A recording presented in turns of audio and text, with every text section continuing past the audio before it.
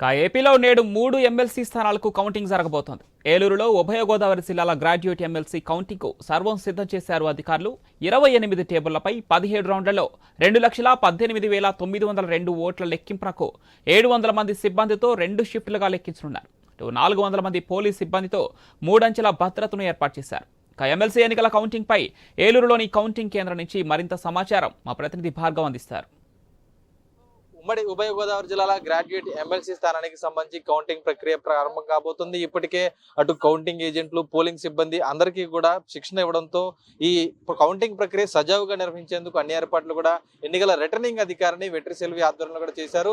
ప్రస్తుతం మనం ఏలూరులో సిఆర్ రెడ్డి కళాశాల వద్ద ఉన్నాం. ఈ కళాశాల లోపలే కౌంటింగ్ కేంద్రాన్ని కూడా ఏర్పాటు చేశారు. పూర్తి పోలీసు బందోబస్తు కూడా జిల్లా ఎస్పీ శివప్రతాప్ కిషోర్ సారథ్యంలో కూడా అటు ఏలూరు డిఎస్పీ శ్రావణ్ కుమార్ అలాగే పోలీస్ సిబ్బంది అంతా కూడా వచ్చి ఈ కౌంటింగ్ వద్ద 3 అంచెల భద్రతను కూడా ఏర్పాటు చేసి ఎటువంటి అవాంఛనీయ ఘటనలు జరగకుండా కౌంటింగ్ జరిగిన ముందు అలాగే కౌంటింగ్ తర్వాత విజయోత్సవాలు వేడుకలపై కూడా ఈరోజు ఆంక్షలు విధించడం జరిగింది. కౌంటింగ్ కేంద్రం వద్ద అటు బిఎన్ఎస్ 163B యాక్ట్ ను కూడా అమలు చేస్తూ 100 మీటర్ల పరిధిలో కూడా ఎవరు బయట వారు లోనికి రాకుండా అలాగే సెల్ ఫోన్స్ కూడా కౌంటింగ్ హాల్లోకి అనుమతి వెళ్లకుండా కూడా ఈరోజు ఆంక్షలు విధించడం జరిగింది. మొత్తం కౌంటింగ్ ప్రక్రియకు సంబంధించి 28 టేబుళ్లను ఏర్పాటు చేశారు, సిద్ధం చేశారు.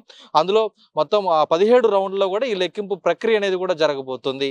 కౌంటింగ్ కు దాదాపు సుదీర్ఘ సమయం పడుతుంది కాబట్టి ఎందుకంటే మొత్తం ఉభయ గోదావరి జిల్లాలకు సంబంధించి 6 జిల్లాల పరిధిలో ఇక్కడ 3 లక్షల మంది వరకు కూడా ఓటర్లు ఉన్న నేపథ్యంలో వారందరూ కూడా 69.5% మంది పోలైనప్పుడు నేపథ్యంలో భారీగా కూడా సమయం పట్టేటువంటి అవకాశం ఉంది.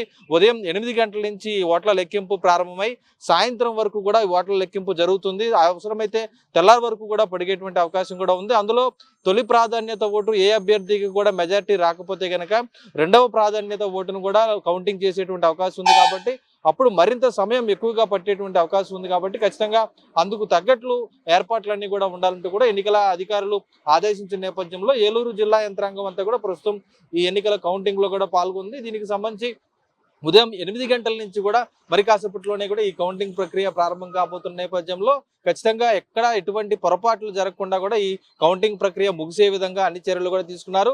ఇందులో ప్రధానంగా 35 మంది అభ్యర్థులు పోటీ చేస్తున్నారు.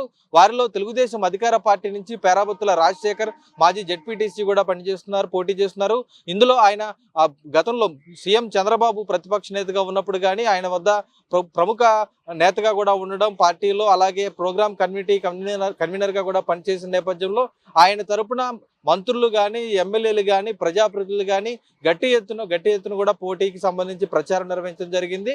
మరోవైపు ఆయన ప్రత్యర్థిగా పీడీఎఫ్ నుంచి కూడా దిడ్ల వీరరాఘవులు పోటీ చేస్తున్నారు. ఈయన విశ్రాంత ఉపాధ్యాయుడు, 35 సంవత్సరాల పాటు యూటీఎఫ్ లో అనేక పదవులు అలంకరించి పోరాబోతుండడంతో పీడీఎఫ్ ఎమ్మెల్సీకి ఈ పోటీ కూడా జరగబోతుంది. ఈ ఎన్నిక ఈ తరుణంలో సిట్టింగ్ స్థానాన్ని కాపాడుకునేందుకు కూడా పీడీఎఫ్ పూర్తి ఎత్తున కూడా ప్రచారాన్ని నిర్వహించిన పరిస్థితి కూడా ఉంది. మరోవైపు మాజీ ఎంపీ హర్షకుమార్ తనయుడు జీవి సుందర్ గాని అలాగే అక్కడ ఉన్నటువంటి పేపకాయల రాజేంద్ర ఈ విధంగా స్వతంత్ర అభ్యర్థులు చాలా మంది 32 మంది వరకు కూడా ఉన్నారు. మొత్తం 35 మంది అభ్యర్థులు ఈ పోటీలో నిలిచిన నేపథ్యంలో వీరిలో ఎవరిని విజయం వరిస్తుంది అనేది కూడా కాసేపట్లో ఈ కౌంటింగ్ పూర్తయిన తర్వాత తెలిసిపోబోతుంది. అయితే కౌంటింగ్ పూర్తయిన తర్వాత విజయోత్సవాలు కానీ లేదంటే ఎవరైనా ఆందోళనలు కానీ నిర్వహించే ఉన్న నేపథ్యంలో పోలీసు బందోబస్తు కూడా 5వ తేదీ వరకు కూడా అటు కోడ్ ఉన్న నేపథ్యంలో పోలీసు బందోబస్తు పకడ్బందీగా ఏర్పాటు చేశారు. ఎవరు ఎటువంటి వివాదాలకు తలెత్తకుండా ఈ కౌంటింగ్ రావాలంటూ కూడా ఏజెంట్లకు కూడా పిలుపునివ్వడం జరిగింది.